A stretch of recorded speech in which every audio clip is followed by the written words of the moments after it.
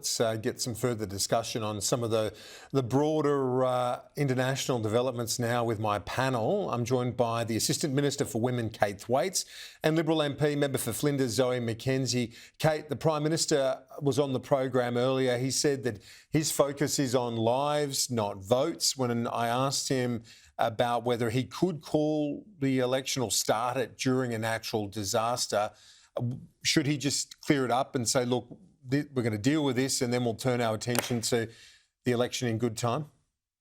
Well, as you said, Kieran, the Prime Minister was, I think, very clear that the focus right now for him, but I think for all of us right around the country, Zoe and I are both here in Victoria, but I certainly know that people I'm talking to here are thinking about those in southeast Queensland and in northern New South Wales, and that is certainly the focus of the government, the Prime Minister, the Emergency Management Minister, Jenny McAllister, all of our local MPs in that area, working closely together with state and local governments to help prepare those communities for what is going to be a very, very serious event. And so I do want to commend all those people for that work. My thoughts are absolutely with those communities. It must be a very scary time at the moment, and I encourage people to keep listening to all the warnings and all the advice that is being put in place. Zoe, yes, as Kate said, it was that message from the Prime Minister about focusing on lives, not votes at the moment. Is that, is that clear enough in the face of what is going to be, it looks like, according to all forecasts, a terrible storm over coming days? Exactly. Our thoughts are all with the people of southeast Queensland and northern New South Wales. I've been seeing my friends Andrew Wallace, Terry Young, Ted O'Brien, Angie Bell. They're all focused on basically sandbagging right now. No one's campaigning up there. They are battening down the hatches. We lost in Victoria 130,000 residents to Queensland in the post-COVID period. So we've all got a friend up there that's somewhere watching this bear down on the eastern coast of Queensland. Yeah. Fingers crossed and thoughts with all the emergency workers there at the moment. And in terms of the election, Zoe McKenzie, it does look like it is going to have an impact on the timing from what I can see. And we've got those live pictures of the Gold Coast as Alfred starts to show its teeth already. And it's not due to hit across to make landfall across the coast until tomorrow afternoon, Zoe. So again, it goes to that issue about the Prime Minister not being able to do it this weekend potentially. And then we're looking at a budget in probably early May for the election. Well, it was interesting, Kieran. I did ring up this morning to make an accommodation booking for budget week and was told I was the only one. So who knows? It's all reading tea leaves. But frankly, let's park all those thoughts for now. Our focus needs to be on southeast Queensland and making sure everybody is safe. And I think that's what our leaders are doing at the council level, the state level and the federal level. And I commend that. Yeah, indeed. It's well said, Kate. And as we've been reporting throughout the day as well, the government, the federal and state governments working together and across party lines, which you would hope so at a time like this. Absolutely. I mean, I think, again, this is a time where Australians do come together. We do support those who are on the front line, our emergency services. I've seen, like others, have those pictures of the sandbags going out, local residents doing the work, helping their neighbours. That is what Australian communities do at times like this. And absolutely, it's not a time for us to worry about party political points. It's a time for us to make sure, as we are at all levels, that we're supporting communities and ready as much as we can be for what's going to be a very serious event.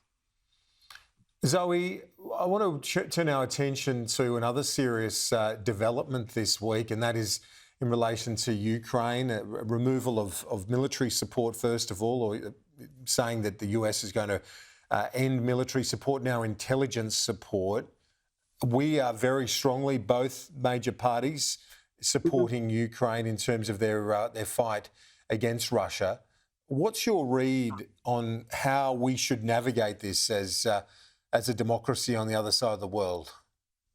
Look, I think we have to remember that we are strong allies, not just with the United States, but equally with Europe. Overnight, President Macron of France delivered a really important address talking about Europe's responsibility in terms of the provision of aid and defence strategic assistance to Ukraine. And we will see what unfolds in incoming days. The defence chiefs of Europe are getting together next week to work out how they can provide greater assistance. What this is, though, is a wake-up call to all of us to make sure we are doing our share of the lift in terms of our strategic capability. One of the things we've had said in this country is that we need to reach 2.4% of GDP spent on defence. In fact, the United States would like it to be 3%. And at the moment, we're sitting around 2%. And that target is a long way away. We might get to 2.3% by 2033. That's just too far away. This government's record on defence spending has been woeful. It's all going in the wrong direction. And again, it will fall to a Dutton government to make this country strong again in terms of its defence capability. So Australia has got its part to do, but particularly focused on the Indo-Pacific. But I'm mindful that Europe is stepping up, and we'll see where the United States lands in time. There's obviously been a rapprochement in recent days between President Zelensky and the United States administration. So we will see where that lands.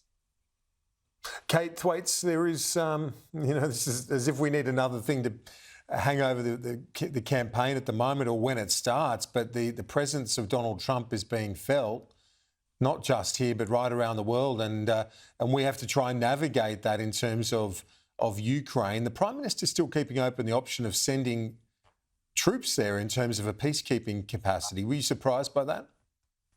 No, I wasn't surprised. Australia has stood and we continue to stand shoulder to shoulder with Ukraine.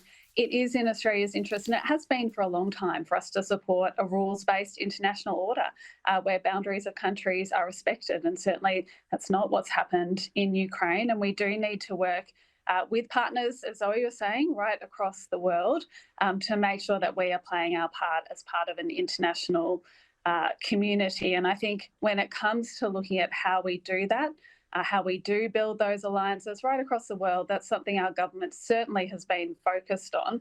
And building our defence capability as well. Certainly when we came to office, defence was in a mess. And we have been growing spending on defence. We have committed an extra $50 billion because we recognise the circumstances are such that we need it. We haven't yet, from the Liberals, had them match that commitment. We don't know what their plans are when it comes to defence spending. And I think that is scary when we think about the international environment at the moment, that Peter Dutton and the Liberals can't tell us what their plans are for defence. And we know they have a $350 billion overall cut on the table. Is that going to come from defence spending? Well, unfortunately, Zoe, we're almost out of time, but can you have a quick response if you like? We've got about 30 seconds left. We're already up to $80 billion and counting in cuts in defence by this government. We've been quite clear about our commitment to the fighter jet program in particular that will boost Australia's capability. And we always know that the coalition will spend more on defence than the Labor Party. That wasn't a no. Zoe McKenzie, Kate Thwaites, thank you both. Appreciate it.